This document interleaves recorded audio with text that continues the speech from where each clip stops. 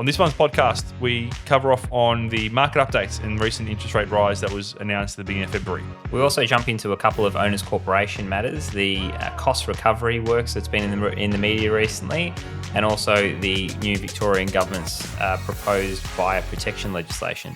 And finally, talking about the REIV's new blueprint to combat underquoting. Welcome. Episode 3 of the Inner Circle podcast. Been a little while between episodes. So November was our last, so 3 or 4 months. A lot's been happening. A lot's both in the business and the wider industry. Where did you want to start? The shiny thing on the table. We can start with the shiny thing on the table. So there's been a few little milestones that have happened since we last had the podcast. So this shiny thing on the table is something we're extremely proud of, and something that we certainly didn't expect. Probably not even last year when we went in the role for it. But we were awarded the medium-sized Owners Corporation Manager of the Year for 2025 by the SCA, which was a huge honour for the team. And like I said, came as a bit of a surprise. I mean, we've been operating in the Owners Corporation space for just on 6 years now, and to be awarded that award by our industry peers and being able to have the opportunity to kind of accept that and celebrate that with the team on the night was something special. I think. I wouldn't have 6 years ago wouldn't have thought that we'd be sitting here today talking about having won that. So it's still, even a few months later, it's still pretty amazing and something that we're extremely proud of. And as a result of that, we're actually in the Australasian Awards for the same award. So basically, the award winners for each of the states and also in New Zealand come together in April. So we're off to Adelaide in April, and hopefully we have a chance at winning the Australasian Award. Shiny award. Yeah, exactly. So no, really nice, and thanks, Ant, for putting it on the table today. That's as well. Right. I think our last episode was the day of the awards. I think when we okay. I got to go back and have a look, but I think it was that. So we were nominated for 2 awards. So there was that, and also Jorge was nominated for the OC Manager of the Year. So he was a finalist in that, and then we took out this one here. So from where I sort of sit inside the business, it was an incredible achievement, and I said it to you guys before, even before that night. Regardless if you won it or not, what you've been able to achieve in such a short period of time has been pretty incredible. One of your clients, who is an OC client, one of your chair people that I was speaking to during the week, referred to you as the Uber of the owners corporation industry, so the disruptor of the industry, which is great, and hopefully we can continue that because it's exciting when you are. When you go into an industry and you are making some waves and some positive ones, it's really, really exciting and really great to see. So you're winners regardless in my eyes, but you've got the trophy now to show for it, which is awesome. Yeah, I appreciate that, and that goes to say to our clients as well. So none of what we've been able to achieve over the last 6 years would have been possible without the support of our clients. The referrals onto other clients as a result of that, sharing those experiences. None of it would have been possible without them. So huge thank you to all of our clients, and especially those who reached out after the awards to congratulate us as well. It's always nice having that appreciation for the work that we've done and also receiving these accolades. So really pleased. Really, really nice way to finish off 2025. Beautiful. Yeah. Big episode. Lots happened. We've gotten the important stuff out of the way, but where do you want to start? We've got there's been the REIVs come out with some. With a blueprint, you've got the SCA that's come out with the buyer protection regulations. We've got interest rates that have gone up. We've got premiers in South Australia abolishing stamp duty. Where do you want to go? I think maybe start with market conditions. So without kind of getting into the weeds, but I think let's start off on how's the rental market going? How's the sales market going? Will this latest interest rate shift? So we've seen almost 2 years of no increase at all. The last few changes in interest rates have been down. So assuming that probably developed a bit of positive sentiment. Now that there's been, and I know it's very fresh, but there was an interest rate rise last week, the week before. How are the market conditions leading into the end of 2025, and what are we expecting as a result of this latest interest rate shift in this month? Was we like a real estate agent? Just be like, the market's great at the moment. It's flying. Things are just no better time to list or sell or buy. The truth. Okay. We saw a really positive start to the year. So we did our Boxing Day launch. So we've launched 8 properties on Boxing Day. We sold 1 within 4 days of it going live. We sold another couple in the first week of January, and we're pretty much cleared. There's only a couple that are still left on the market from that. So we saw a heap of activity, and exactly what we were hoping and what we expected it to do was translating into actual reality. So what we told our clients were, there's going to be people and buyers especially that have missed out. They've been looking all the way up till Christmas, missed out. Are still going to be searching, and are going to search in the front part of the year or the start of the year. Why not go early, get a jump on the rest of the competition and all those people coming on? We did that. The buyer that bought a property off us bought the property in High Street, Paran, that was literally on the market for 4 days, had been to auctions, had missed out, was in a position to buy something, so it was unconditional, ready to go, and ended up making an offer at the top end of the range, unconditional, 30-day settlement, and sold. Owner was wrapped. Like the owner got, for him, he got his top end of his expectations. The buyer ended up securing her property that she wanted, that she'd been looking for months for. So that was exactly what we were hoping for. January was really good. We started to see a bit of a shift at the back end of the month of January, when there was starting to be talk of interest rate rises and those sorts of things. And then we saw 2 things. We saw obviously interest rates go up, which whenever an interest rate rise in our market, we kind of see a week of inquiries slow, which I think people just generally will then go back to their brokers and be like, hey, are we able to borrow? Do we have to? Are we borrowing less? What are we sort of doing? So it was just that little week of that it slowed. But what happened in the first couple of weeks of February so far is just the volume of listings that have come on is huge. Like there was days in the first week of February where there was 20, 30 listings going live in Melbourne CBD, so in our marketplace. So it's kind of the volume of properties has flooded the market a little bit. So we're trying to challenge. That's been the challenge now. So influx of new properties come on, plus compounded with the interest rates. So all the properties that we're marketing now and appraising now and listing now are kind of in that flow. But the owners that took our advice of going super early have been able to sell. Some of them have even settled, and it's really worked. It's worked really well. Right. We haven't quite seen a huge shift with this interest rate. It hasn't really moved the needle too much on that. We're still getting really good numbers through our open for inspections. We're still seeing properties sell within a fairly quick time period. We're also seeing properties that had been sitting on the market for a few months, or in some cases many months, that have also been snapped up and purchased. So it hasn't really moved the needle too much, which has been really good. But yeah, so we'll just see what it does. Do you what do you think has been the reason for the influx of properties start of this month? Is it just purely that agents are back from holidays? Okay. Yeah, it's not being driven by vendors wanting to sell or needing to sell or feeling as though maybe having an opportunity to kind of think over the break and go, now's the time. There's probably a bit of that. There's probably a bit of the owners being away too. So cheekily, I say that agents have been away, but I think owners have been away too. So people are in a little bit in that more mode of okay, we're back from holidays. We've got the thought of selling now. Let's do it, which you always get. So January is always a bit of a lull in terms of those conversations happening, and then they sort of peak, now, and hopefully they'll sort of continue.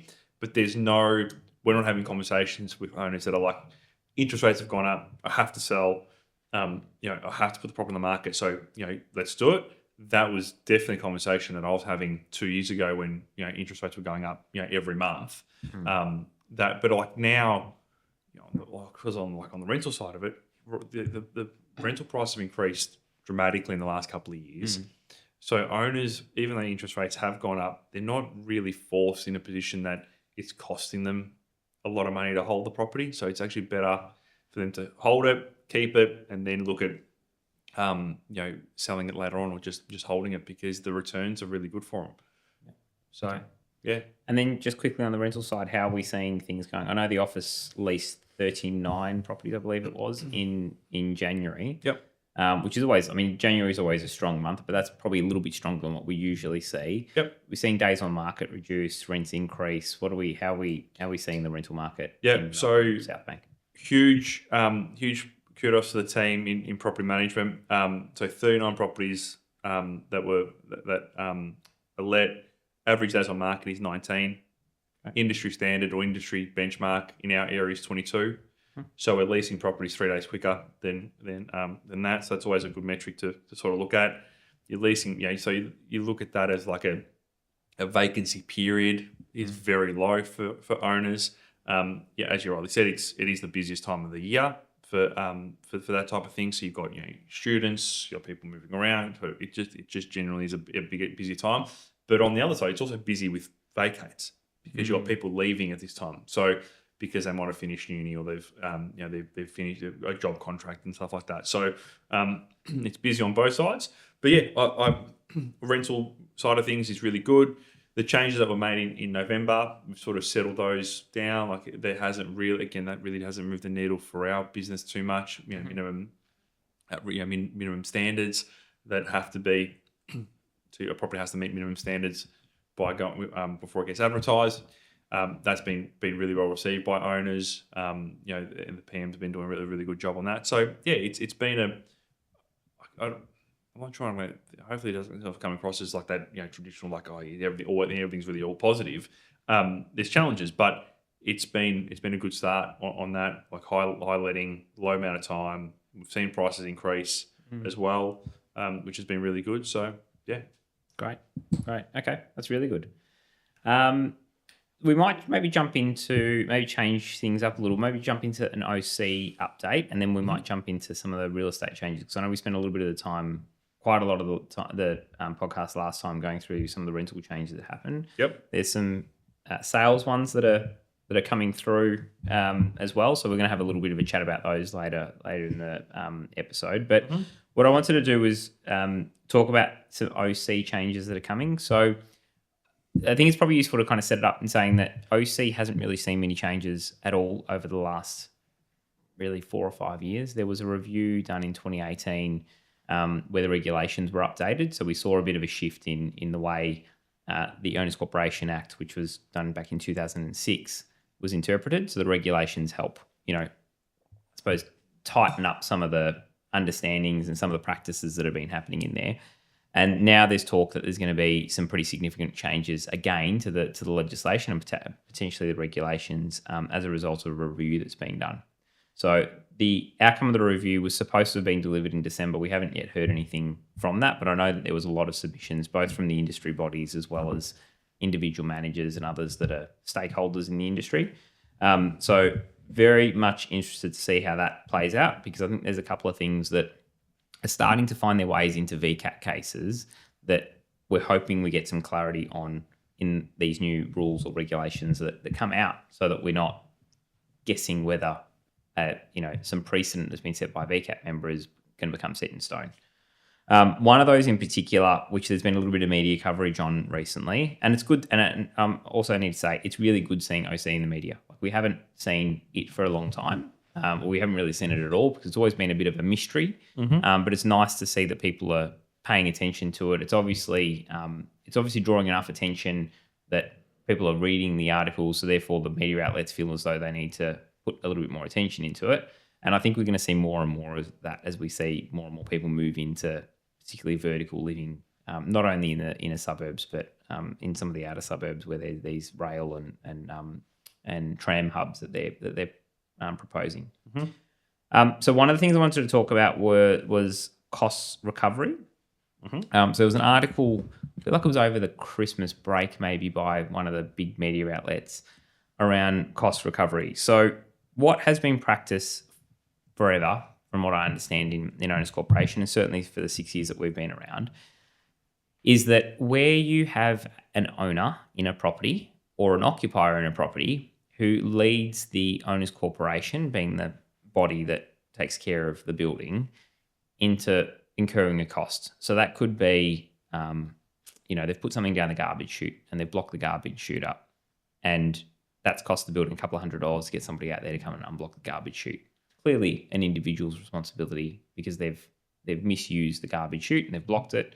So the cost of that then gets passed on to the lot owner, or the owner of the apartment or the property. Similarly, if the owner is perhaps in arrears and they've not been paying their levies as they should have, there's certain costs that are incurred by the owner's corporation in looking to recover those arrears. So you might have, from our end, we issue a final fee notice. The cost of issuing a final fee notice from our office, because it's in an approved form, is $30 for preparation and issuance. Then they might still not pay, and it then goes to debt recovery solicitor. So a debt recovery solicitor will issue a letter of demand at another $150, $160. So again, the cost of that $150, $160 gets passed on to the lot owner, because again, without the lot owner being in arrears, the OC wouldn't have incurred the cost. But there was a VCAT ruling in July last year, which is now being relied upon. And again, VCAT's not precedent, but it's being relied heavily upon, saying that the owner's corporation doesn't have the right to on-charge the cost of costs that they've incurred without a VCAT order to say so. Now, it doesn't specifically say that in the Owners Corporation Act, because there's sections like the benefits principle and those sorts of things there that can be relied upon.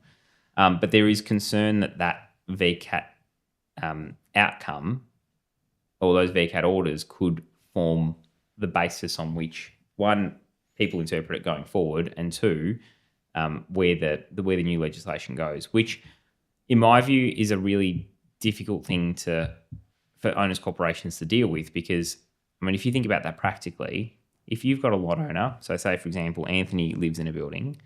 Anthony has, by choice, not paid his levies for the last 2 years. And because of that, the owners corporation's incurred $2,000 worth of legal fees chasing Anthony to pay his debt. Is it fair for the other 30 owners in that 31 lot subdivision to equally share the $2,000 cost of chasing you for the unpaid money that you've paid? Or is it fair that, given that you've made the owners corporation incur the cost because you've chosen not to pay your levies, that you pay the $2,000? And I think that's ultimately that's from a fairness perspective. I look at that and go, well, clearly in any other world, Anthony would be responsible for paying the $2,000 that he made the owners corporation incur. Is it then saying it in the same regard of you speed on the road, you get a speeding fine, and if you don't pay it, you get a reminder, you get a final notice, and then it ends up at court. And it's saying that final court one, so you might have incurred $600 worth of costs. It's not my responsibility to pay for that. It's every single road user on the road should pay a portion of that, because we all share the road. We'll probably go even further. I'm driving down the road and I sideswipe your car that's parked on the side of the road, and I say, well, it's not for me to pay that. Just add it to everybody's big roads TAC fees on an annual basis, because it's not my problem. It's everybody else's. And I know that's probably oversimplifying it, but from my perspective, I look at that and go, I don't know how there's any fairness in that, making the owners corporation pay the costs of doing debt recovery. And debt recovery is the big one, and that's probably where the big point of contention is. There is a case going all the way to the Supreme Court on this specifically. So hopefully that gets enough attention that it actually forms part of this review that they were doing last year. But like I said, from a fairness perspective, I just can't see how. Why do you think they've done it? Why do you think that they would have picked that as something to target? So talking to someone that spoke to the panel, and again, this is all secondhand, but talking to someone who actually spoke to the panel that's doing the review, one of the things that they considered was that they don't want individual owners to feel the burden of unnecessary cost. So they use the example of, again, I'll use you as an example of being a lot owner that's not paying levies. You're a delinquent lot owner that just refuses to pay levies, right? Or why are they so high? You come to the owners corporation and say, the reason why I haven't paid my levies for the last 2 years is because I'm in financial hardship. Okay? So the owners corporation, made up of 31 members, says, we've received Anthony's application for financial hardship. What we need to do is decide, firstly, whether he's in financial hardship, and you may meet a certain set of criteria and requirements, which we don't know what they are at the moment. And because of that, we're going to waive the arrears of $5,000. Well, actually, let's make it simple. Of $3,100, we're going to waive his arrears of $3,100, and it's just going to be wiped from the record. What that means is every other owner in there has effectively paid $100 towards your arrears because you're in financial hardship. Mm. And the view of the review board was that's the way the model should work. That's the way we should be moving. But you're putting unfair financial burden then on everyone else in the building. Exactly. And what they hadn't considered, shifting it from an individual to like from a minority to a majority. Exactly. And what they hadn't considered, and I think where they stopped and paused, was that the person who we know that was speaking to the panel said that's fine in a 30 lot or 100 lot subdivision, because as you increase the number of lots, the proportion of the share obviously diminishes. But what about in a 3 lot subdivision? So if you're the owner in a 3 lot subdivision and you've not paid $3,100 worth of arrears, there's only 2 other owners that can share that burden. Mm. And the insurance is going to fall due, and you're not going to have enough money to be able to pay for the insurance. Mm. So Anthony, who can't pay because he's in financial hardship, then says to the other 2, well, you guys can pay my $1,550 each, and here's my financial hardship claim. Mm. Is that fair? And that was actually a moment where I think even the panel said, oh yeah, we hadn't considered those smaller subdivisions, which it's pretty disappointing, because you can't just think of a planner subdivision or an owners corporation as a big, 150 lot, tower that's got $1 million budget. Often owners corporations only have $4,000, $5,000, $6,000 a year that they're raising amongst a small group of members. And the majority of that cost is an insurance cost. So it's not like they've got slush funds of money or, pools of money that they're able to draw on when they hit these hardship claims. So it's one of those things that I'm really keen to watch and see what the outcome's going to be. And hopefully the right decisions are made and they actually consider all the moving parts, not just focusing on the fact that, we're not going to allow owners corporations to uncharge costs to lot owners because we don't believe that that's fair. Well, actually, is it fair to everybody else? Mm. There might be a bit of a narrow lens looking at the individual who's impacted. No one's really looking at everybody else that's contributing to the cost of running the owners corporation. How many times would you see that? Like, how many times do you get an owner that is in financial hardship and can't pay for fees? Is it something that you see regularly happen? No. So as a proportion of our portfolio, it's probably less than 1% that have issues with paying their levies on time. And we've always offered up payment plans. And again, payment plans need to be reasonable, right? So like we've got a payment plan sheet that we send to someone saying, here's what we're proposing in terms of, this is what you're proposing in terms of your payment plan. And what we look for when we go to committee to seek approval for a payment plan is, does the payment plan clear the existing debt in a reasonable amount of time? So you can't give me a payment plan that you're going to go and pay the existing arrears off over $5 a month for the next over 20 years or something like that. It's not going to work. And secondly, does the payment plan consider that there's still ongoing quarterly levies that are going to be raised against that lot? Yep. And do they go to clear those as well, or does it actually just push the lot further and further into debt? Mm. And if it does, we have an honest conversation with the owner and say, look, I'm sorry, but the payment plan that you've proposed doesn't even clear your existing balance, let alone the levies that we're predicting that are going to be raised over the next 12 months. So maybe come back with something that kind of meets those conditions. Mm. And in most cases, they go, yep, okay, fair point. We'll adjust it and do it. But there's others that just can't afford it. And that's a really unfortunate situation. And they might lead to a sale of the property or those sorts of things. But it's better to engage first as opposed to just ignore it and hope that it's going to go away. And then all of a sudden you've got, final fee notices going out, then letters of demand, and then applications to VCAT. Because again, it all escalates. And all the while you could potentially have a cash flow issue in the OC, where the OC is going, well, we've got to raise a special levy now because we've got lot owners that aren't paying and we haven't got enough money. So then the other lot owners have to contribute more, which further adds to the debt that's on the lot. So it actually compounds the issue. Mm-hmm. So from my end, early engagement's key, and it's important that the lot owners themselves take responsibility in the assets that they own and say, okay, yep, I've got some overdue levies here. I need to engage. So that's that. The second one, which is linked to OCs and probably has been a bit of a I won't say bugbear of mine, but something that I've been really passionate about over the last ever since we got into Owners Corporation, to be honest, which is build quality. So both of us see a huge variation in quality of builds across the board, both new and old. I know you can probably think of a dozen examples off the top of your head that you walk into a building and you're like, oh my god, this is supposed to be brand new, and it looks like it's been put together by a 4-year-old.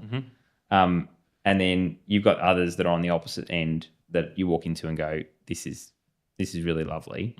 But what we deal with from the Owners Corporation management side isn't just kind of look and feel of a place and the way a place has been put together, but also issues with defects. So defects, unfortunately, I think anything that's been built in the last 10 or 15 years in one way or another has a defect. It doesn't matter about build quality and all those sorts of things. We're dealing with defects very regularly. So there was a change last year from the old VBA, which is the Victorian Building Association, to the Victorian Plumbing Commission, or Building and Plumbing Commission, I think it's called. Yep. So there's a name change, which is great. We haven't really seen too much of a change in the way that those things are being handled. So one of the things with the VBA was that they were quite powerless to do anything once a certificate of occupancy had been handed over. So basically, builders would employ private building surveyors. They get things signed off. They get the certificate of occupancy handed over to Anthony. Here you go, Anthony. Congratulations, here's your new home. Anthony moves in. A week later, he's got a water leak and says, well, I need to do something about it. Builder's gone into liquidation. Goes to the VBA. They say, well, we can't do anything about it. Goes to a lawyer. The lawyer says, well, there's no one left to sue. So you've got to fix it yourself.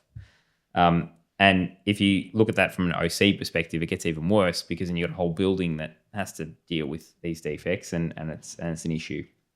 So I think phase 2 of this rebrand of the VBA to the Building and Plumbing Commission is now that they're putting some protections in for owners. And there was a submission that that SCA submitted last week to that, because they've put these ones out for comment or for consultation. But I just wanted to highlight some of the ideas that the government's coming up with in terms of being able to deal with these, and maybe talk through, I don't know, from my end, whether they're going to be effective or not. And again, this is just my opinion. No one judge me for it. We were part of the submission that went in with the SCA as well. So some of the comments are jump in. I think it's important to add at this point that you are now on an SCA committee. Yes. Is that right? Yes, that's right. Yeah. So the SCA Advocacy Advisory Committee. Yep. So it's basically, the SCA is the industry body. The SCA has a board. The board are responsible for making the policy decisions around the SCA, but then they've got advisory committees that feed into the board. So I'm on one of those advisory committees. Yep. The one that I'm on is the advocacy one, and the reason why I'm on the advocacy one is because I'm obviously passionate about the industry. I'm here for good outcomes for the industry, and I want to make sure that I'm helping to influence that. Yep. So this submission was done by the committee that I sit on. Yep. It was reviewed and signed off by them. So yeah, there's some input in there. I'm certainly not going to claim credit for it, but there's certainly some input in there. And we might even put a link to that submission in the show notes. Sure. Yeah. The bio or the description. I don't know. What do you do? Yep. We'll put a link in there. So there's 3 parts that they've come up with. First one is rectification orders. So this deals with the problem of not being able to do anything after occupancy permit's been issued. So there will now be rectification orders issued by the Building and Plumbing Commission if they know that there's defective building works on a property, up to 10 years after the occupancy certificate's been issued, which is great, right? Because you've got a typically a 10-year warranty period. Mm-hmm. Even if the builder goes into administration or whatever happens, there will be a rectification order issued to whoever they can issue it to for up to 10 years, and it will be published on their website. Yep. So you will know if you're dealing with a dodgy builder, how many rectification orders they've got issued against them just by searching them on the Building and Plumbing Commission website, which I think is great. Will it state the properties, you think? It should. Yeah, I believe it will. Again, they're not specific on the detail yet, but I think it will actually list out each of the properties. That will potentially go against properties that are being sold, but also, I can't tell you how many times people have moved into properties not having done any due diligence, only to find out that the property they bought is either affected by a leak or is causing a leak to another property. I'm going to railroad this conversation for a second. Yeah. So when you're buying in an owner's corporation Yeah. or buying into a building, one of the benefits that you've got is full disclosure. Mm-hmm. So nothing really comes as a surprise. When you've got defects or you potentially got this website that you can go onto and see if the building's got defects, it is going to cause problems on a sales side of things because buyers are going to want to be looking at it and then they're not going to want to particularly buy in a building or all the rest of it. But the example that I always use and I always talk about with buyers is the advantage, that is an advantage in buying into a building. It's not a disadvantage. Because if you bought a house out in the suburbs and it's just a standalone house, yeah, you can get a building and pest inspection done that's going to show you some form of whatever. But it's not going to tell you when the roof was last replaced or if the roof needs to be replaced or if the gutters leak or if the shower on the second floor is leaking to the bottom level and all they've done is replace some grout and patched and painted the ceiling in the bed, the lounge room downstairs. Every property is going to have some form of maintenance or defect to it, even a house out in the suburbs. Now, buildings, yes, they're bigger and that they could be more of a common occurrence or they could be recurring throughout the whole building. But I think for when buyers are looking at buildings, they shouldn't run away from these buildings or be put off by buying into these buildings.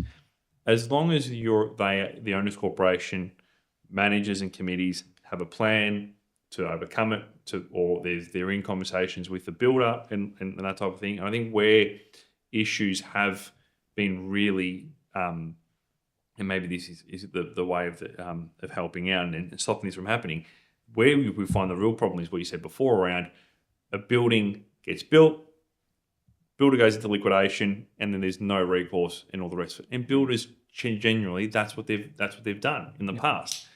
We've seen it with all the cladding stuff. The government had to come out with the Cladding Safe Victoria to pay for the cladding rectification works because none of the builders that built these buildings were around anymore. All these companies had gone into liquidation. But the companies are still out there. These are big building companies that are still out there that are still operating, but it's just a way of it happening. So, I don't think they should. I don't think they just. So I'm just saying that I don't should run from these problems because I can tell you now, like you have a from a sales perspective and owners wanting to sell these.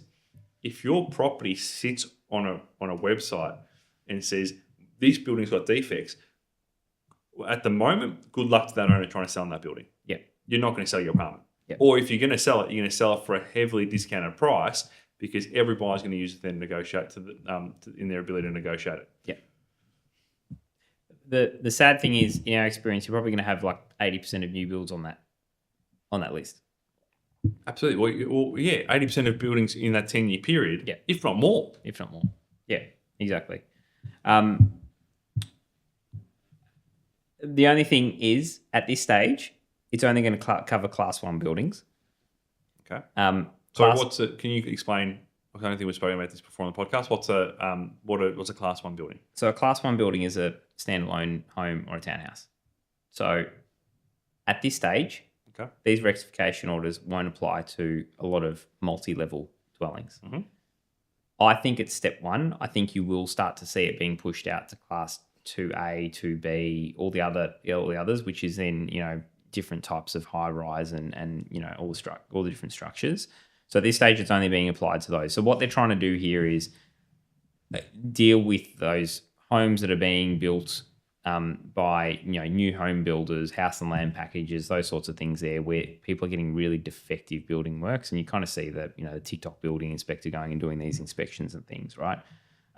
There's really concerning defects, structural defects that are actually impacting the ability for these buildings to stand up. Mm-hmm. A lot of the issues that we deal with are more probably water leak. I'd say more than 80% of them would be water leak related. So this first piece of rectification order is just on that class 1. But I completely agree with what you were saying around it impacting buyer sentiment, people's ability to do it. But I also see the other side of it from our end, from the owners corporation side. I won't say the building, but we've got a building at the moment that has some water ingress from an upper level. We, full disclosure, in the minutes of the AGM, talk about it every year in the AGM because we know that it's there and it's underway. Like, the works are getting done, but just so that there was no ambiguity around potential purchases coming in, we included as a standing agenda item in there. We call it out. There's defects on this particular level affecting the apartments below this one here, basically water coming through balconies. And when an owner does due diligence, we get a call to the office saying, can you give us a little bit more detail about what's going on, which apartments are being affected, which apartments have been rectified, which ones still need work done. So we're able to provide all that information, which is really powerful to a purchaser and also a seller as well. So they can go to market confidently and go, well, I'm one of the ones that have fixed it, so I've got nothing to be concerned about. Or, I'm one of the apartments below and I know that the apartment above me has been fixed. We had a situation a couple of years ago where one of those apartments was sold. Nobody did the purchaser didn't do any due diligence.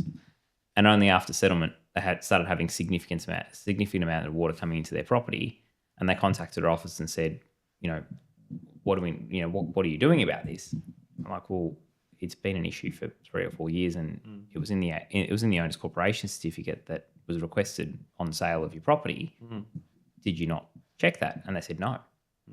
So they're now stuck having probably overpaid for the property in the condition that it's in, and it's still realistically a couple of years away from getting completely resolved, which isn't a good situation to be in. So it'd be nice if there was just a central place for people to be able to go and check and say, okay, this apartment here is being affected by this. There's a rectification order on it. That the rectification order gets removed when the issue's been resolved, and you either buy it knowing and you factor that into the price, or you don't buy it and you move on and buy something that doesn't have a rectification order on it, right? So from my end, I look at that and go, it's not a bad thing.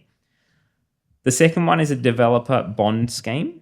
So this one here is for the developer to pay 2% of the build cost into a bond, so like you would pay on a property or like a rental property or whatever it might be. And it's claimable for up to 24 months. So this, again, I think is probably targeted more at those freestanding homes. So for 2 years after the original certificate of occupancy is handed over, there's 2% of the build cost of the property sitting in a bond that can be drawn upon. I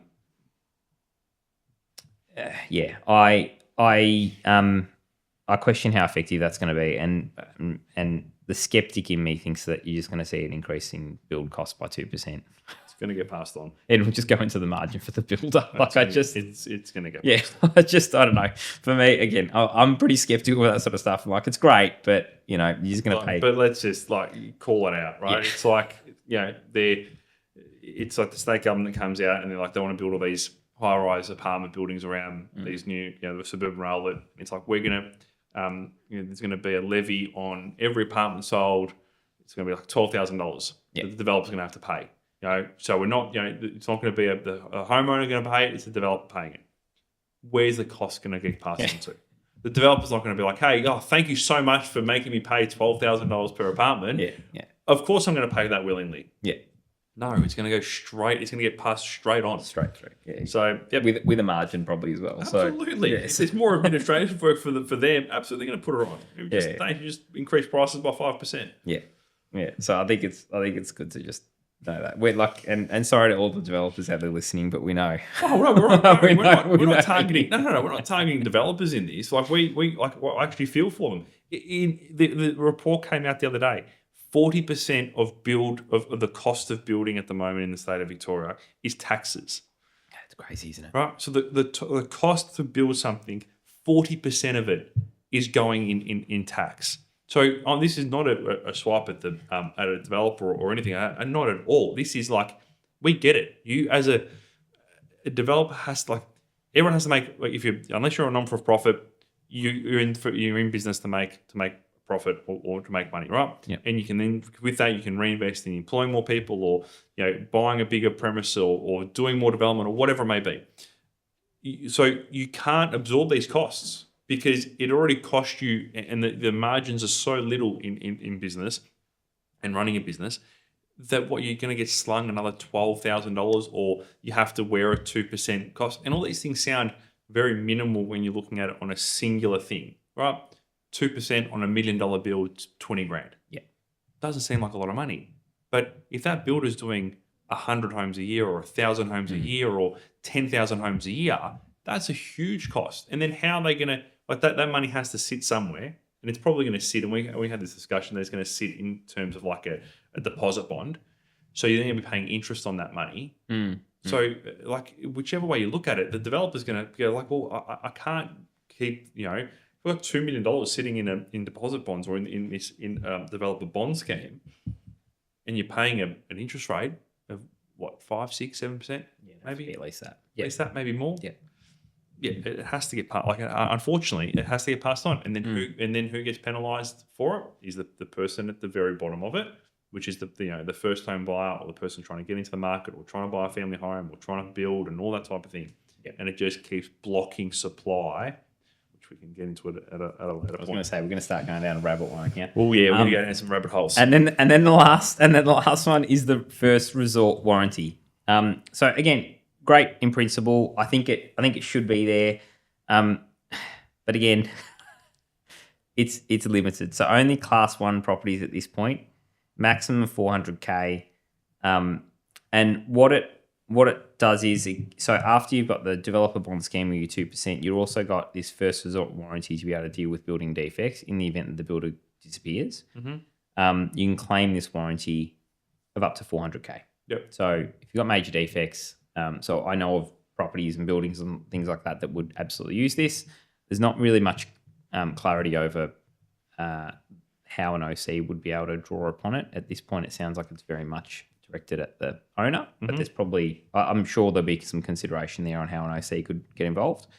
But again, just to your point, who pays for the warranty? Because it would be in the form of an insurance policy, I'm assuming. And how much is that going to cost? And what sort of insurance companies are going to be providing that warranty? Is it going to be the state government that has a warranty fund that you can draw upon and you pay towards that? Is it private insurer? And again, private insurers are there to profit. So if they're there to profit, they're going to be charging a considerable amount for each of these pieces of warranty, and it's just going to be part of the build cost as well. So I think they're all really good things, but I think from my end, what all of this misses is just building things properly to begin with. And if we built things properly, that's a ridiculous thing. It is.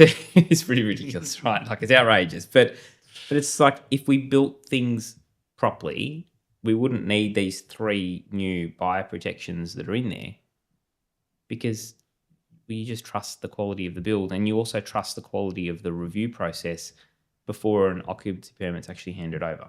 So you and I spoke about this last week, actually, when we were reviewing some of this stuff. And I used the example of the 1970s home that I lived in for 5 years that never once had a roof leak, never had any issues with really anything water related.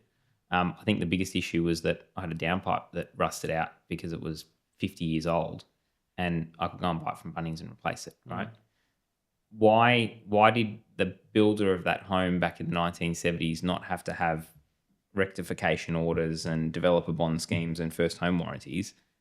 Because it was built well, right? That the roof was still the original roof from the one that was in the 70s. it was built in a way that, and again, like maybe we're oversimplifying it here, but it had a normal tile pitch roof, steel gutters that you needed to replace every 30 years or 40 years, and down pipes attached to those gutters that went to a stormwater system, and all of it worked for years and years and years. Doesn't matter about like rain events and all this other stuff. It just worked. Why do we need to focus so much attention on this? And why not just focus on the source of the issue, which is the quality of the build, and then the sign off to make sure that before the homeowner buys, there is no concern. That it's been built according to code. It's been built in a way that it meets all the regulations. You're confident that it's not going to have any issues, and therefore you don't need a first resort warranty and developer bonds because it's just been done well from the beginning. And at this stage, I don't see anything, unfortunately, in there from the Building and Plumbing Commission that talks to that. Is it a bit of a design issue? So people don't want, tile roofs or, terracotta roofs anymore. They want, flat, steel roofs that, or colorbond roofs that you don't see from the street because architecturally they look ugly. Is it because the material that we're using is not, what's the word that I don't want to use here? The material that we're using is not the right material to be using in our climate or in ours. Are we trying to squeeze properties? And that's like we're not talking about apartment building here. Let's talk about houses. You drive through these housing estates in the outer suburbs, and they call them micro blocks. They're 350 square metre blocks, and they're trying to squeeze homes on them. Or are we just trying to put them up as quickly as we can? Because again, it's about the margin that the builders are making is so small that they have to rush through it. It's not really necessarily about the quality; it's about quantity for them because they have to build 1,000 homes a year to make money to be profitable. Yeah. Look, I think it's all of that. I think it's definitely design. So design, and that's why I'm saying I don't want to oversimplify, but a single story brick veneer house with a terracotta tile roof is probably not all that desirable these days. People last time you saw a single story 15 square weatherboard home being built. Yeah, exactly. Yeah, exactly. And I think that's what it is. I think people want different things to what they wanted 50 years ago. So the architecture has a big part to play. But at what point did it shift from architectural over just weatherproof? And that's what I feel like it is.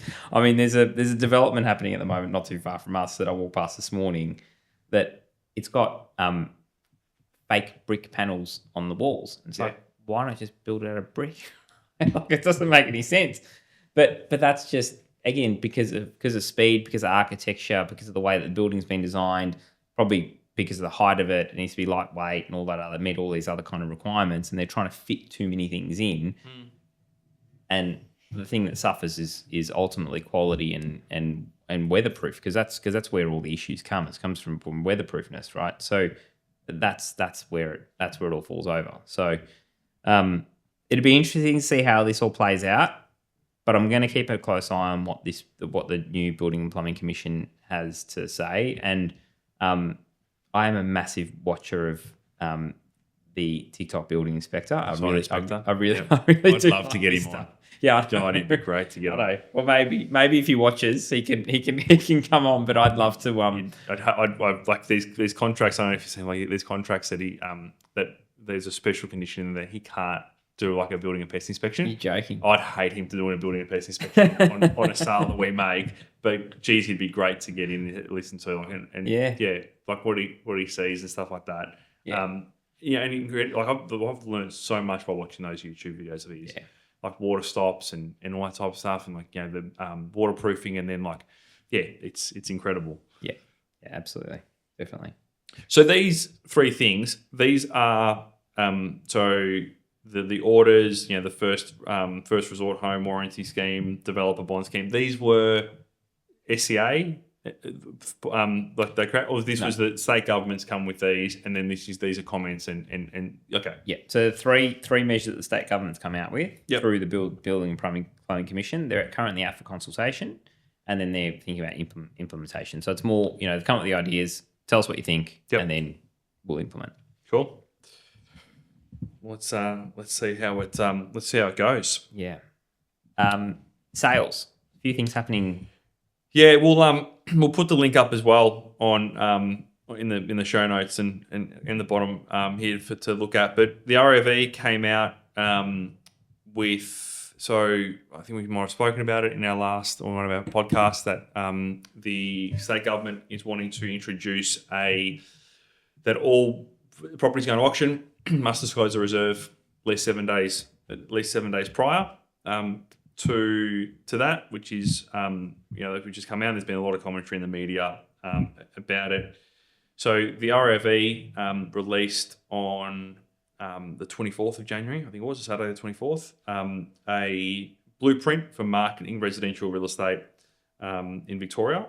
So it was a submission by the REV. They had a number of industry leaders and experts in on that. And essentially what it was is 8 key recommendations that they to overcome, rather than disclosing the reserve.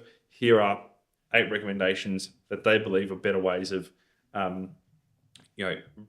stopping.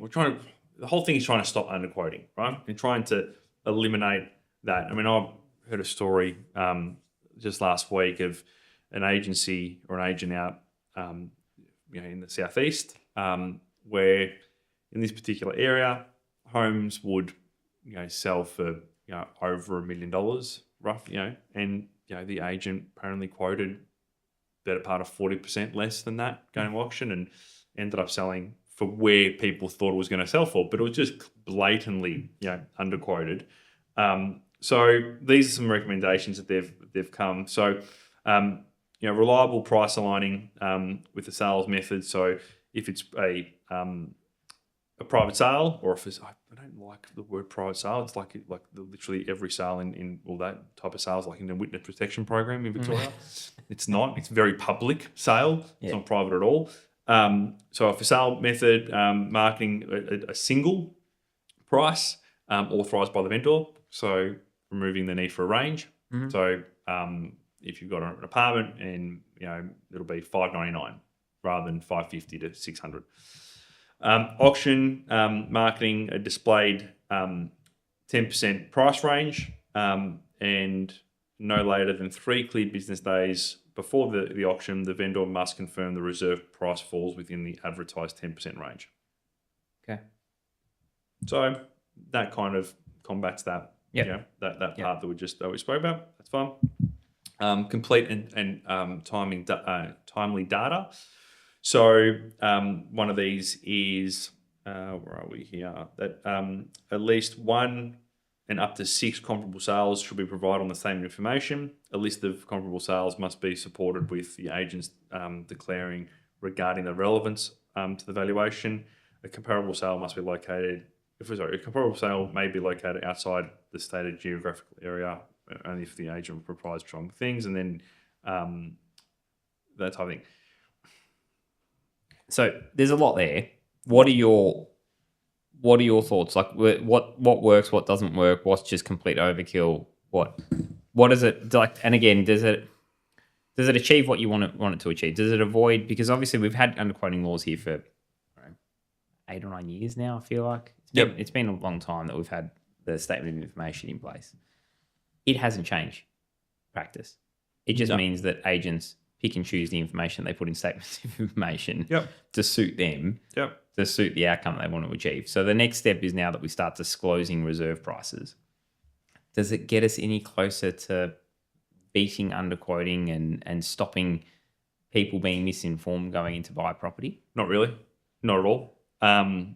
I think it just makes more work for the agents. Yeah. And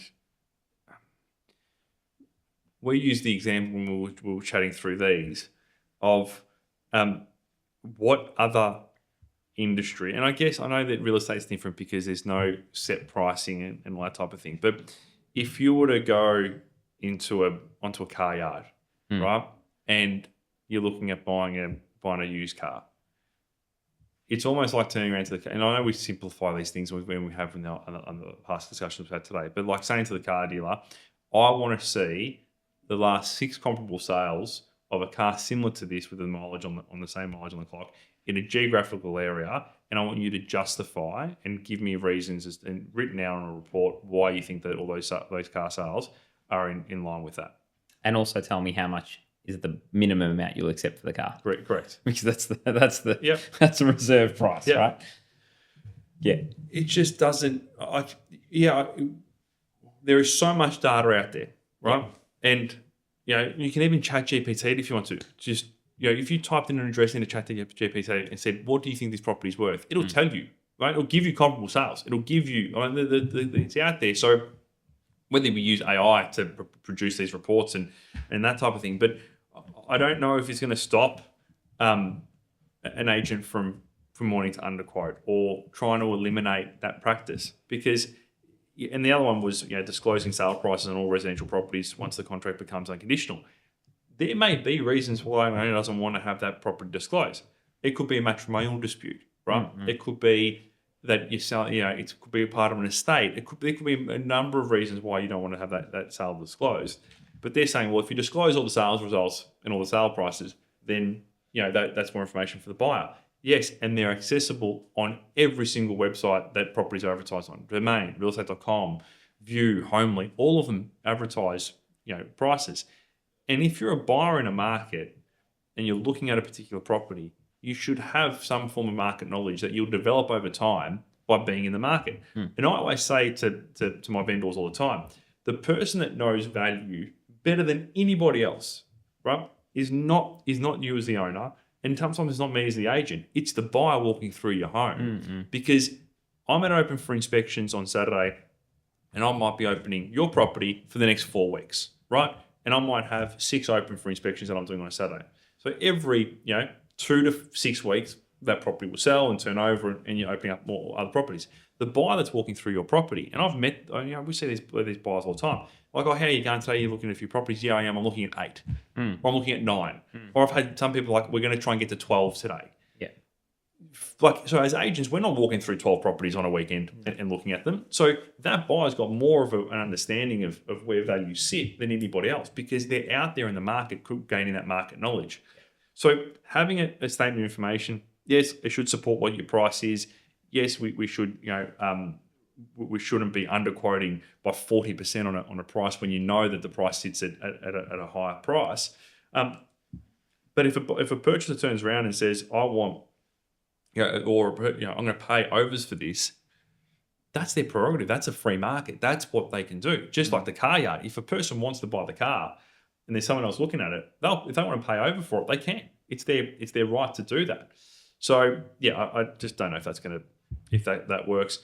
I saw a video, sorry to sidetrack here, but I saw a video of a real estate agent in Sydney last week post something exactly like that up. So they don't have, statements of information and those sorts of things in New South Wales, but he used the analogy of someone coming through and buying a property, and that, like, the price point's obviously pretty high. So he's like, they want to come in and they want a bargain. Everyone wants a bargain, right? People want to buy the house for the cheapest price. House is advertised at $3 million.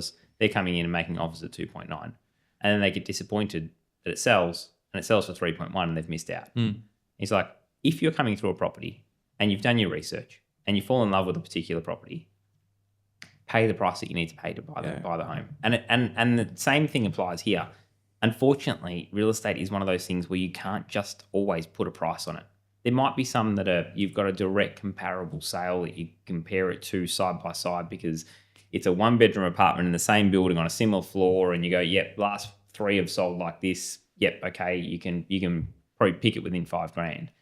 But if it's a house on a street that, your house has a pool, this one had a tennis court, this one had an outhouse, they've all got different value to different people as they're coming through, and people want to pick that particular home for a particular value, then they'll pay what they emotionally feel like they want to pay for it, not what a statement of information tells them that they're allowed to pay, right? So Look at school zones. yeah, If exactly. you're wanting to get into a school zone, Yeah. and those properties are very tightly held because they stay in, people buy them, then they know they're going to be there for 10 years or 12 years, whatever it is, for however long their children, if they've got multiple children, are going to be sending it to that local school, and they're in that school zone. So there may not be another opportunity.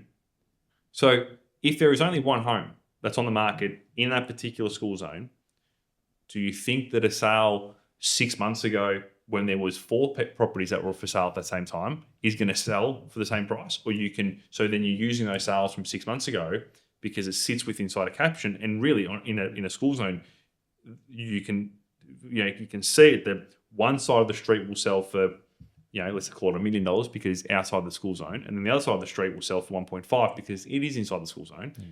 Technically, you can use that because it's in the same geographical area on your statement of information. But if that 6 months ago there was 4 properties that were selling, it's not going to get as much. But if there's only one property that's for sale in that school zone at that particular time, it's going to sell for a lot more because there's going to be multiple families that are going to be trying to secure it. Okay. So there's so many variables over so often that's going to happen, right? So it's very hard to look. I don't think the same information has helped. Yeah, it's been around for 6 or 7 years. I don't think it's changed anything at all, because and you can try and put a bit more meat on the bone in terms of making it 6 rather than 3, and making the agents have to declare what the relevance of that valuation is to the property that you're selling. I just don't know if it's gonna work. So another thing that happens in other states, you're not allowed to advertise a price. Mm-hmm. Why don't we just go to that? Because that is completely crazy. If you're like, we're going the complete opposite way. We're going to go to a point. I had a buyer on the weekend that I met, and the husband's from Belgium. Yeah. And in Belgium, they don't really use real estate agents, but they use solicitors. But they'll go to the council and they'll get a valuation from the council on what that property's worth. Now the council comes back and says that property's worth 300 grand. You will not sell that property for $1 more or $1 less. Really? Yep. Won't sell it like that. That's what it's all. And everyone is conditioned that way. Now this guy came to Australia and his mind got blown when he went to his first auction and he saw people yelling out in the street and buying the property. He's like a piece of artwork or something. He's like, what is this? This is just mad, right? And he's finally tried to get his head around how that sort of works. But that's, so we're going that way in Victoria where, it's like you've got to pay this and that's it. But then how do you determine, this is not like... And just one last thing to wind you up, because I know you really like this, but does any of this apply to commercial properties? No. Okay. No. We're all going commercial. Go nuts. And that's the other thing too. We are underquoting for the boys in commercial. We are one system, but the way these rules apply, they only apply to residential. So if you had a shop and you wanted to do the same thing, absolutely no rules on underquoting.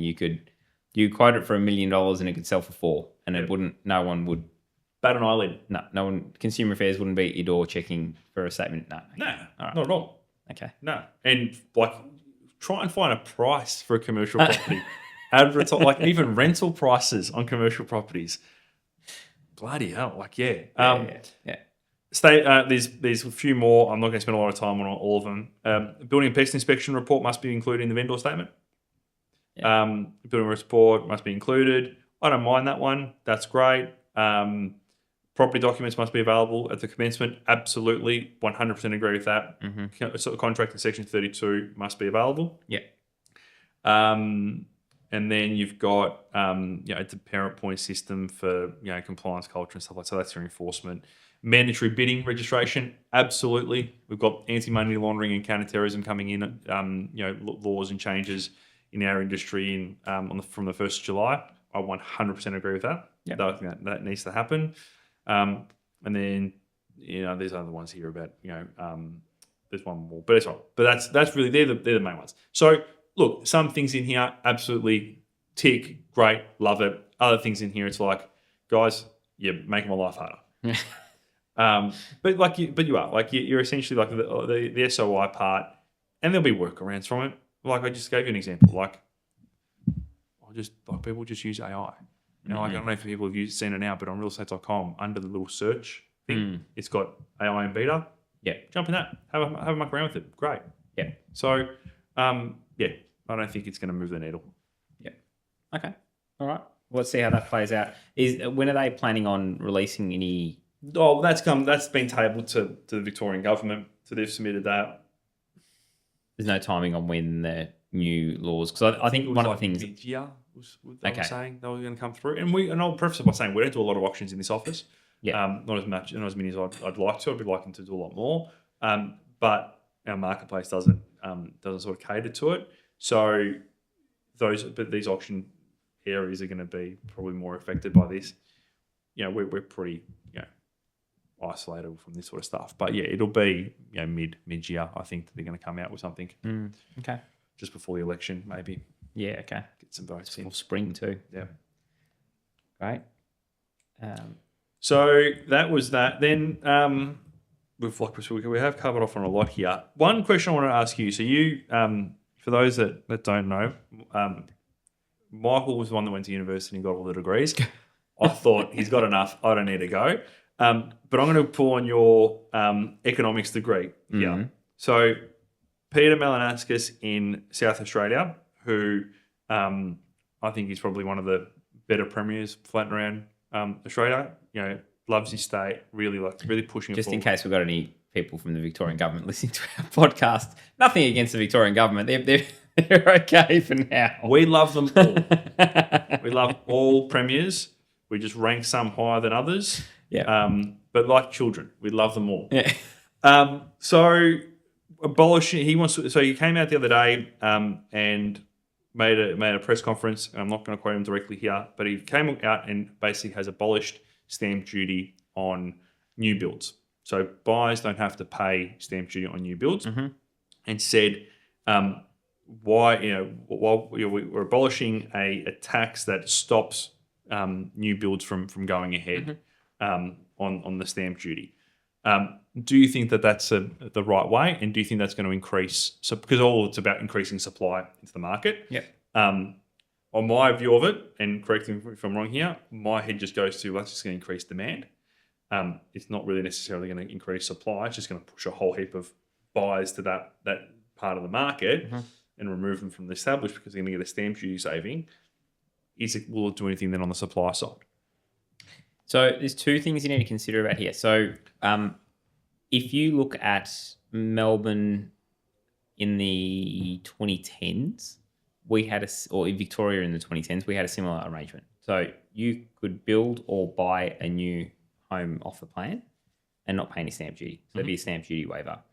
That coincides with probably one of the biggest development periods in our history, where you saw, huge amount of development going on in places like South Bank.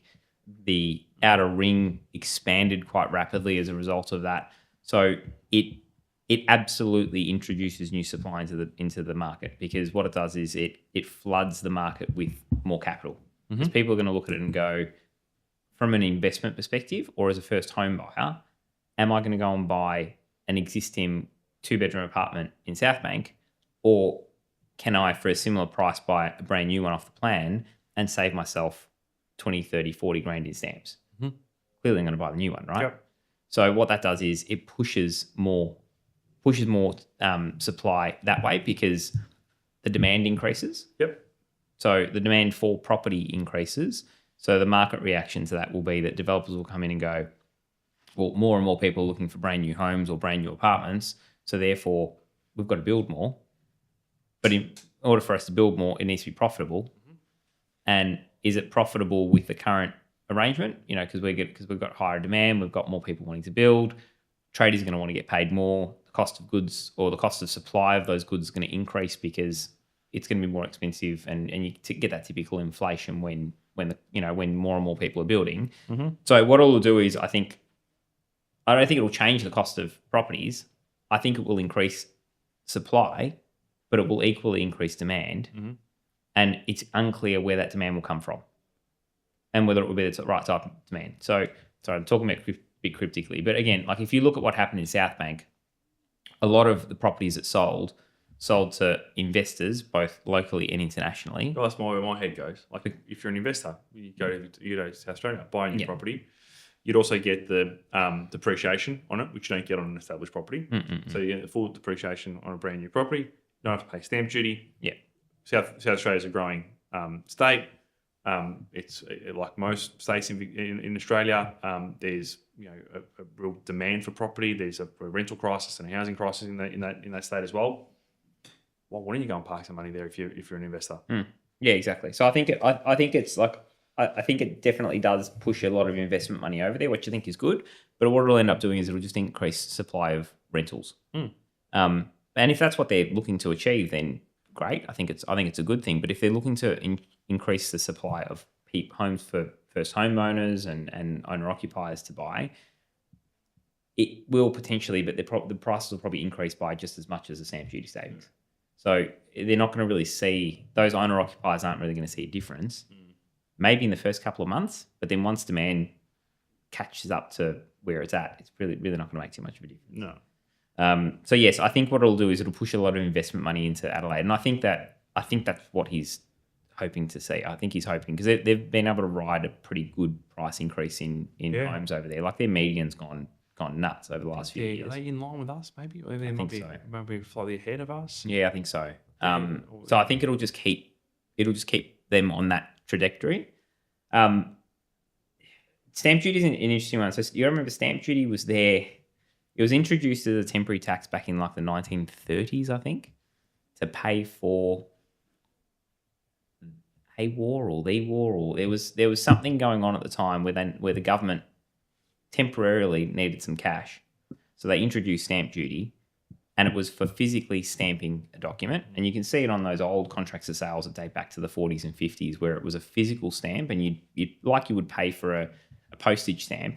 It'd be like a £1 stamp on a document to stamp the title of the document saying, yes, we're transferring title from this person to this other one, and here's a physical stamp that we're actually affixed to the thing, to now just being an amount of money that is a percentage of the value of the property that is charged on transfer of the property. So it means nothing. No one stamps a document for your stamp duty. Well, electronically. Yeah, Show me a physical title. Yeah. I'd like to see a 50 grand stamp if I could. That'd be great. Yeah. But so there's no physical stamping of documents. It's just been one of those ones that the state governments have gotten used to being as a revenue stream and gone, well, like keep it there because, no one's really questioning it. So they fiddle with it every few years. And like I said, we did it here in Victoria. It led to more building, but I think it just led to more investment. In Victoria too. So, first home buyers under 600 grand don't pay stamp duty. Yeah. Sliding scale from 6 to 750. So, I mean, it is a lever. It's a nice one that they can pull every now and then where it's like, yep, this is great. We're doing something. They did the same thing leading into, what year was it? 2021. And so they basically in Victoria, they abolished stamp duty up to $1 million. So no one had to pay stamp duty. And there was a real big rush of people buying property up until that time. So, yeah. The other one, which is they like tinkering with and they're talking about, I don't know if you want to talk about it in this podcast or next, is the potential of changing capital gains tax. I'm happy to put this in a prediction, but if we're doing a podcast in May or June this year, Do you reckon it's going to happen? My prediction is that we'll be talking about the impact of I reckon it's changing capital gains tax. emergency pod if it happens. Emergency pod? No. Well, no. I think we talk about it because I think, again, it's one of those ones that's nice from a policy. I think it's really nice from a political policy perspective. Can you say, oh, well, all those big bad investors that own heaps of assets are going to be paying capital gains tax, but only when they sell. Yeah. So if they don't sell, no one's paying anything. Yeah. So, and also if they've bought, because you can't, well, it would be, they might, but typically when there's been changes to stamp duty, because it's happened, not to stamp duty, to capital gains tax, it's happened about 3 times over the last 30 or 40 years. 40 years now. Every time they change it, they grandfather it. So meaning that if you buy a property after, and the date of the last change was on the date of the budget announcement when they made it. So if you bought a property before 7 p.m. on the 25th of May 1999, whatever, it's a date, it's around that there anyway, but it's from 7 p.m. on that day when the budget announcement was made, then you can take the current capital gains discount that's there. But if you owned a property prior to that date, then the previous rules are applied to you. So the same would happen on the whatever day in May they announce the budget. If they go and make a change to capital gains tax, it will only apply to properties that transact after that date, or that are purchased after that date. But for properties that have been owned prior to that date, the old rules will apply. So every asset that's currently owned today, if it's sold on the day after the budget, the old rules will apply. So, it would take a long time for that to really start to filter through, because you'd have to have a property be purchased or an asset be purchased, and it'll apply to everything, like shares and other non-depreciable assets. If you buy a property after whatever day in May, and then you own it for a certain period of time and then you sell it, that's when you would incur the new capital gains tax, whatever it ends up being. So it's going to be years before you start seeing the impact anyway. So I think immediate impact, no. Emergency podcast, absolutely not, because we're not going to see anything for years anyway. But I think, if there is a change, and I reckon there's odds on that we are going to see a change. Yep. We'll dissect it and see what I heard. We think might happen. I was watching, and they had two people. One of them was a real estate trainer, Tom Panos, was on it was Sunrise during the week, and there was a Greens. I think he might have been a senator or